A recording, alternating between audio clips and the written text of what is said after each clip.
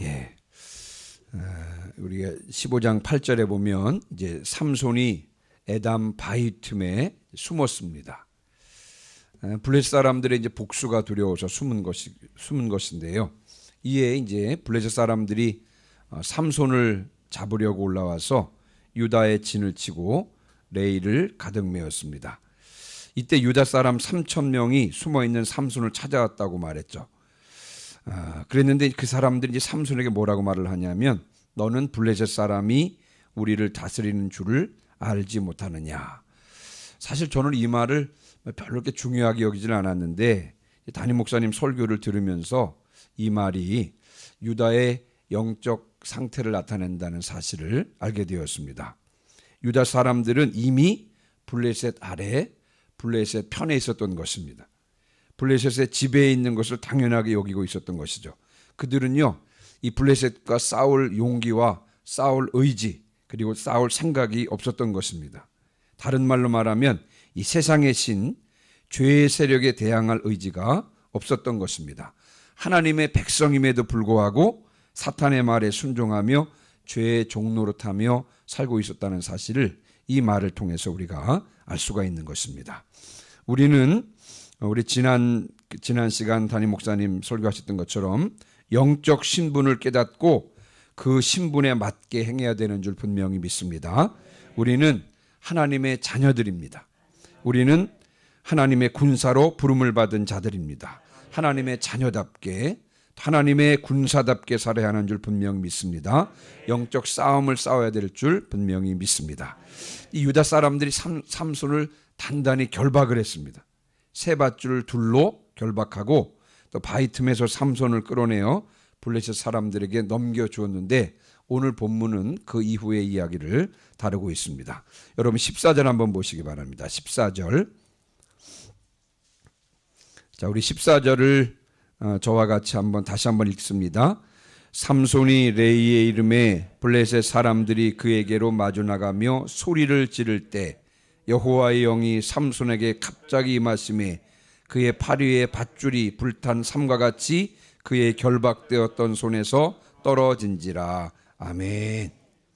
자, 유다 사람들이 삼손을 결박했다 그랬죠. 그리고 레이의 진을 치고 있는 블레셋 사람들에게 삼손을 넘겨주었습니다. 삼손을 본 블레셋 사람들이 여기 보면 소리를 질렀다 그랬습니다. 예. 그들은 기뻐 어쩔 줄 몰라 하는 것입니다. 이제 원수인 삼손이 이제 사로잡혀 오는 모습을 보고 기뻐 어쩔 줄 몰랐는데, 반대로 삼손은 지금 죽을 위기에 이제 빠지게 된 것입니다. 그런데 갑자기 여호와의 영이 임했습니다. 여호와의 영이 임하자 삼손이 놀라운 힘을 발휘했고, 그를 결박하고 있던 두 줄 밧줄이 불탄 삼과 같이 손에서 떨어졌습니다. 그리고 그 이후 구절을 보면 삼손이 나귀의 새 턱뼈를 보고요, 그것을 집어들어서 그것으로 블레셋 사람을 죽였는데 1,000명이나 죽였다는 사실, 우리가 본문을 통해서 알 수가 있습니다. 자, 먼저 저희들은요, 여기서 두 가지를 먼저 생각할 수가 있습니다. 먼저는 삼손은 죽을 위기에 떨어졌는데 여호와의 영이 임하자 모든 상황이 변했다는 사실입니다. 묶였던 밧줄이 끊어졌고 또 나귀의 턱뼈로 놀라운 승리를 경험하게 되었습니다. 여러분, 우리가 살면서 갑작스러운 위기를 당할 때가 있습니다.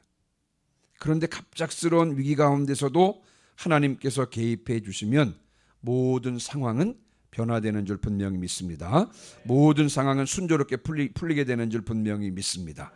히스기야 시대에 아스루 왕 사네립과 그의 병사 18만 5천 명이 예루살렘 성을 포위한 적이 있습니다. 예루살렘 성이 풍전등화의 그런 위기에 있었습니다. 그런데 하나님께서 개입하시니까요, 결과는 너무 싱겁게 끝났습니다. 하룻밤 사이에 아수르 병사 18만 5천 명이 송장이 되었다라고 성경은 기록하고 있습니다.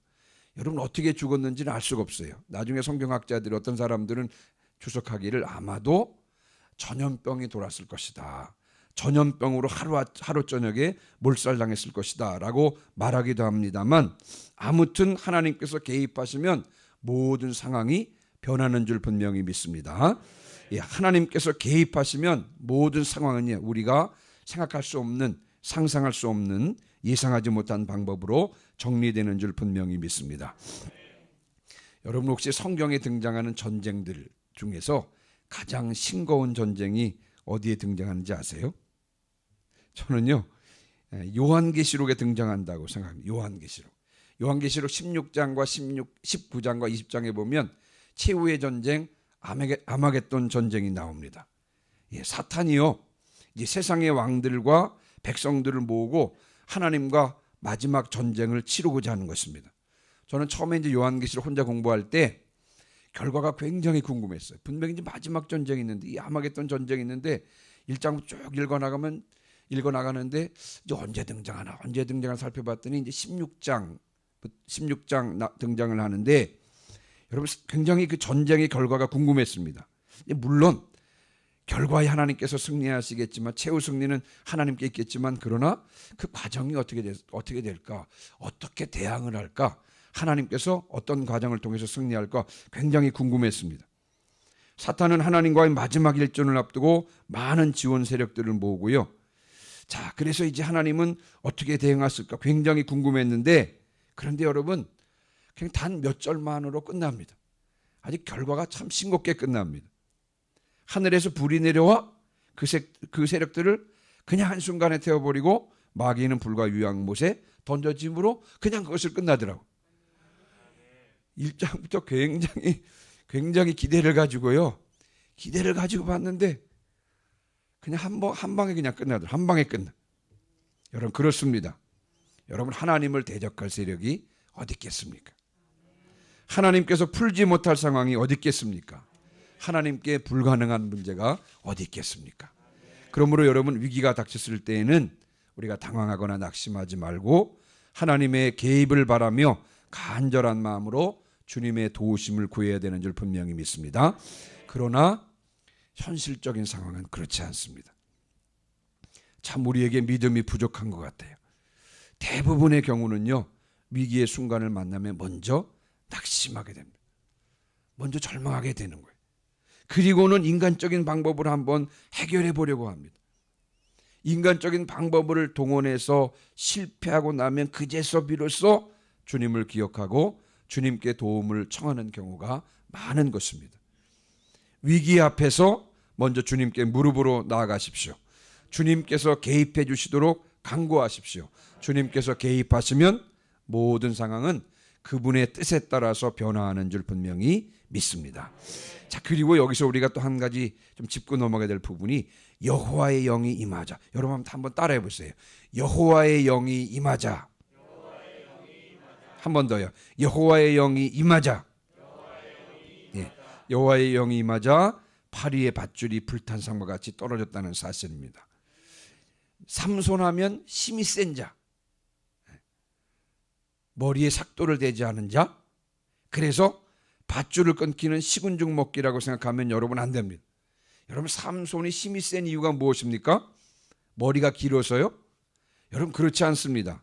단순하게 그렇게 생각하면 안 됩니다. 여호와께서 함께 하셔서 그에게 힘을 주셨기 때문에 그가 힘이 강한 것이죠. 그래서 여러분 성경은 밝히고 있는 것입니다.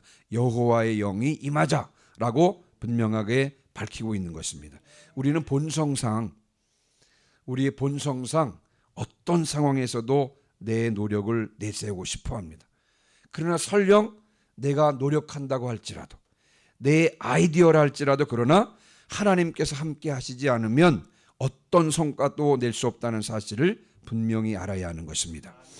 여러분 창세기에 이제 야곱이 외삼촌 밑에서 일하면서 자신의 재산을 늘리는 내용을 아마 잘 아실 것입니다.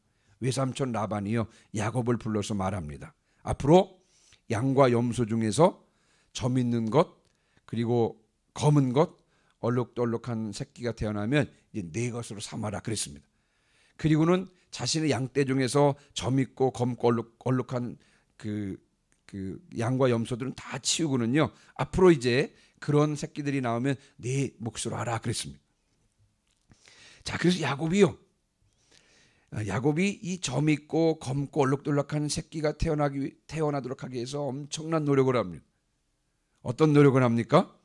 이제 그 양과 염소들이 물을 마시러 이제 물 구유로 나올 때 그때 거기서 교미를 하는데, 그래서 야곱이요 푸른 나무 가지를 가져다가 껍질을 일부 벗깁니다. 그러면 이제 무늬가 생기는 거지. 흰 무늬가 생기잖아요. 그렇죠? 그것을 물구유에 세워서 교미하면서 그것을 보게 하는 것입니다. 그런데 웬일입니까? 야곱의 노력대로 곧 많은 재물을 모으게 되는 것입니다. 자, 그런데 여러분, 야곱이 자신의 노력으로 재물을 모을 수 있었을까요? 여러분, 그렇지 않습니다. 나중에 이제 하나님께서 꿈으로 보여주십니다. 양떼를 올라탄 순양이 모두 점 있고 검고 얼룩덜룩한 것이었습니다. 야곱의 재산을 늘려주시기 위해서 하나님께서 역사하셨던 것입니다. 야곱은 이 사실을 나중에 아내들에게 고백합니다. 내 재산이 증식된 데에는 하나님께서 도와주셨기 때문이더라고요. 겉으로는 미신적인 야곱의 노력 때문이라고 생각할 수 있을지 모르겠지만, 그러나 하나님의 역사로 이루어졌음에 틀림없는 것입니다. 삼손이 강했던 이유는 하나님께서 함께 하시고 하나님께서 힘을 주셨기 때문인 것입니다. 이 사실을 먼저 우리가 분명히 인식해야 될 줄 분명히 믿습니다. 자, 그 다음에 16절 보세요. 16절 17절입니다. 같이 읽습니다. 이르되 나귀의 턱뼈로 한 더미 두 더미를 쌓았으며 나귀의 턱뼈로 내가 1000명을 죽였도다 하니라. 그가 말을 마치고 턱뼈를 자기 손에서 내던지고 그것을 라맛 레히라 이름하였더라. 아멘. 자, 16절 보시면요, 지금 삼손이 시를 통해서 하나님께 찬양하는 것입니다. 나귀의 턱뼈로 한 더미 두 더미를 쌓았으며 나귀의 턱뼈로 내가 1000명을 죽였도다. 여러분, 하나님께서 베풀어 주신 승리를 지금 삼손이 찬양하고 있는 것입니다. 뿐만 아니라 17절에 나귀의 턱뼈로 1000명을 죽이고는 그때 사용했던 그 턱뼈를 내던지고는 그곳 이름을 뭐라 그랬죠? 라맛 레히. 라맛 레히란 뜻이 무엇입니까? 여러분 가지고 있는 성경, 제가 가지고 있는 성경에는 라맛 레히라고 해놓고는 작은 반가로 1번이라고 적혀 있고 아래에 그 내용이 적혀 있거든요. 여러분 성경에는 뭐라고 기록되어 있습니까? 라맛 레히란 뜻을 턱뼈의 산이라고 해요. 턱뼈의 산, 그렇죠? 턱뼈의 산, 턱뼈의 언덕이다, 그런 뜻입니다. 이는요, 턱뼈로 블레셋 사람 1000명을 물리치는 승리를 주신 하나님의 은혜를 기념하는 지명이었던 것입니다. 삼손은 승리를 주신 여호와 하나님을 시를 통해서 찬양했을 뿐만 아니라 그 승리를 지명, 라맛 레히라고 하는 지명을 통해서 그 은혜, 하나님께서 주신 승리의 은혜를 기념하고 있는 것을 우리가 볼 수가 있습니다. 여러분, 성경에는 종종 이 하나님께서 행해 주신 은혜를 기억하기 위한 지명들과 기념물들이 등장합니다. 예를 들면 베델 있죠? 베델이라고 하는 말은 하나님의 집이라고 하는 뜻입니다. 야곱이 도망가다가 꿈에 하나님을 만나고 그 꿈속에서 하나님께서 아브라함과 이삭에게 주셨던 동일한 약속을 주셨던 곳, 바로 그것을 기억하면서 그곳 이름을 베델, 하나님의 집이다, 하나님을 만났던 곳이다 라고 그렇게 명명을 합니다. 그리고 또 에베네셀, 사무엘이 미스바와 센 사이에 돌을 세워놓고 그 돌을 가리켜서 에베네셀이다, 다시 말하면 하나님께서 여기까지도 오셨다 라고 하는 기념물을 세웠습니다. 이스라엘 백성들이 요단강을 건너서 처음 지친 곳이 길갈이잖아요. 길갈에도 여러분 하나님의 지시대로 길갈에 요단강 가운데서 메고 온 12개의 돌무더기를 쌓았습니다. 이는 요단강을 마른 땅으로 건너게 하신 하나님의 은혜를 기념하기 위한 기념물이었습니다. 여러분, 사람들은 이런 지명을 부르고 이런 기념물을 볼 때마다 하나님의 은혜를 생각했을 것입니다. 사람들이요, 라맛 레히, 턱뼈의 산이라는 지명을 들을 때마다, 이 지명을 부를 때마다 사람들은요, 삼손을 통해서 베풀어 주셨던 하나님의 은혜를 오랫동안 기억했을 것입니다. 하나님께서 우리들에게 은혜를 주실 때마다 우리는 그 은혜를 잊지 말고 하나님께 찬양하고 하나님께 감사해야 되는 줄 분명히 믿습니다. 뿐만 아니라 은혜의 기념비를 계속 세워나감으로 나에게 베풀어 주신 하나님의 은혜를 다른 사람들에게도 전해야 하는 줄 분명히 믿습니다. 여러분, 그 성전 건축 지연되잖아요. 근데 이제 나중에 여러분 나중에 지나가면서 우리가 볼 때마다 교회 오면서 본당 볼 때마다 여러분 무슨 생각을 하게 될까요? 야, 정말 주님의 은혜, 주님의 은혜로 주님의 은혜로 하셨지. 여러분 성전 그 모양이 무슨 모양인지 여러분 아시죠? 무슨 모양이죠 그게? 기도선이라 그래요. 기도선. 그리고 그 기도선 가운데 있는 유리 그 문양이 십자가고 사다리라 그래요. 사다리. 창세기 28장에 야곱의 사다리 말씀하신 것 같아요. 기도의 사다리라고 말씀하더라. 볼 때마다 우리 그것을 볼 때마다 하나님의 은혜를 기억하고 여기까지 도와주셨다라고 하는 것을 우리가 분명히 보면서 또한 고백하게 될 줄 분명히 믿습니다.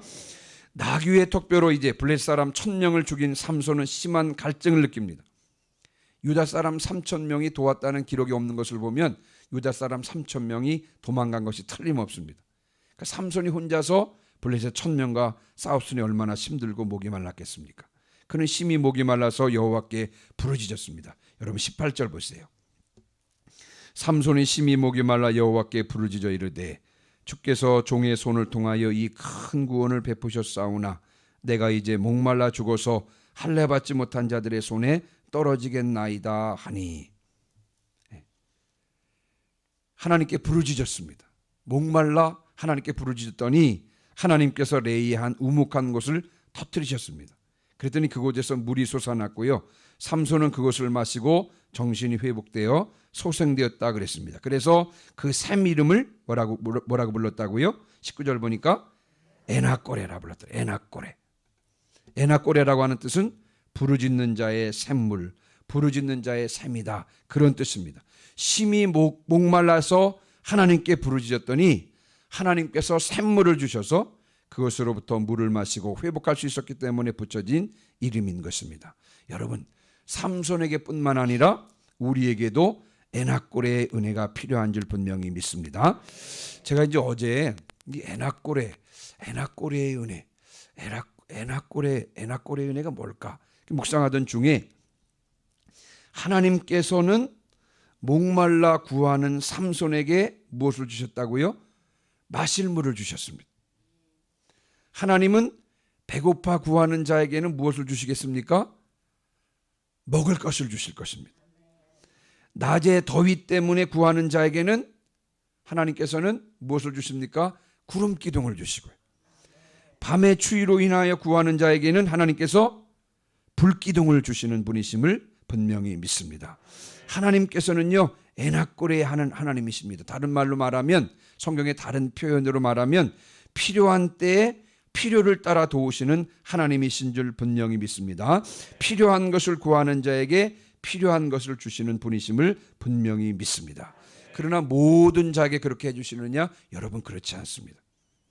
은혜의 보좌 앞으로 담대히 나와 부르짖는 자에게 필요를 따라 돕는 은혜를 주시는 줄 분명히 믿습니다. 아주 사소한 것이라도 주님께 아뢰며 주님께 구하는 자에게 필요한 때에 필요를 따라 도우시는 은혜를 주시는 에나꼬레의 하나님이신 줄 분명히 믿습니다. 여러분, 사막이 아름다운 이유가 무엇입니까? 어린 왕자 생텍쥐페리, 사막이 아름다운 이유는 사막에 뭐가 숨겨져 있기 때문이라고요? 예? 오아시스가 숨어 있기 때문에 그렇습니다. 오아시스가. 매일의 일상이 아름다운 것은 똑같이 반복되는 것 같은 이 매일의 일상이 아름다운 이유는 무엇입니까? 에나꼬레의 은혜, 필요한 때에 필요를 따라 도우시는 하나님의 은혜가 숨어있기 때문에 그렇습니다. 여러분, 제가 이제 결혼 생활을 하면서 분명한 진리로 깨달은 사실이 한 가지가 있습니다. 뭐냐 하면 하나님은 이상하게도요, 제 아내가 먹을 것을 구할 때는 즉각적으로 공급해 주시더라고요. 혹시 여러분 중에서도 그 경험한 적 있으세요? 제가 섬에서 목회했잖아요. 섬에서 먹을 게 귀했습니다. 오늘은 바나나가 먹고 싶다. 하나님, 저기 바나나 주세요. 그러면 하나님께서 그날 꼭 교회 권사님이 인천에서 들어오시면서 사택에 들려서 꼭 바나나 먹고 싶다 그러면 바나나를 주고 가시더라고요. 우유 마시고 싶다 그러면 꼭 우유를 갖다 주시는데 우유를 한 팩 주세요. 한 팩. 바나나를 사오시면 바나나를 하나나 2개 정도 이렇게 딱 갖다 주세요. 2개. 초코파이도 하나나 2개 갖다 주세요. 권사님, 나이 드신 권사님들이. 그 이상하더라고요. 그래서 제가 이제 어렸을 때는요, 먹고 싶은 것이 있으면 아이들에게 그렇게 물어요. 엄마에게 부탁하라. 엄마에게. 오늘은 이상하게 생선이 먹고 싶다. 그럼 생선이 생기더라고요. 여러분 왜 그럴까요? 제가 그게 궁금했어요. 왜 하나님께서는 그 주부들의 사소한 간구를 잘 들어주실까? 왜 그럴까요? 사소한 것이기 때문에 그렇습니다. 사소한 것이라도 주님께 구하는 그 심정을 주님께서 헤아리시고 은혜를 주시는 줄 분명히 믿습니다. 우리가 매일매일의 일상이 반복되는 것 같고 지루한 것 같고 똑같은 것 같지만, 그러나 여러분 일상이 아름다운 이유는 일상 가운데 무엇이 숨어 있다고요? 에나꼬레의 하나님. 필요할 때 필요한 것을 주시는 그 에나꼬레 하나님이 계시기 때문에 일상이 아름다운 줄 분명히 믿습니다. 오늘 이제 말씀을 마무리하고 마칩니다. 여러분, 우리들은 절대적으로 하나님의 은혜가 필요한 자들입니다. 하나님의 은혜가 없이는 살 수 없는 자들이에요. 그래서 위기의 순간에도 낙심하거나 절망하지 말고 주님께 나가서 구하시기를 바랍니다. 주께서 상황을 변화시켜 주실 줄 분명히 믿습니다. 뿐만 아니라 하나님께서 은혜를 베풀어 주실 때 그 은혜를 잊지 마세요. 그 은혜에 감사하고 찬양하십시오. 뿐만 아니라 그 은혜, 받은 바 은혜를 다른 사람들에게도 간증해서 계속적으로 은혜의 기념비를 세워나가시기를 주님의 이름으로 축원합니다. 뿐만 아니라 하나님은 에나꼬레의 하나님입니다. 삼손에게 뿐만 아니라 우리에게도 에나꼬레의 은혜가 필요한 것입니다. 에나꼬레의 은혜, 다시 말하면 필요한 때에 필요를 따라 도우시는 은혜를 늘 경험하심으로 매일의 일상생활이 아름다우시기를 주님의 이름으로 축원합니다. 아멘. 이 시간 365장 함께 찬송하시고 오늘 들은 말씀을 붙잡고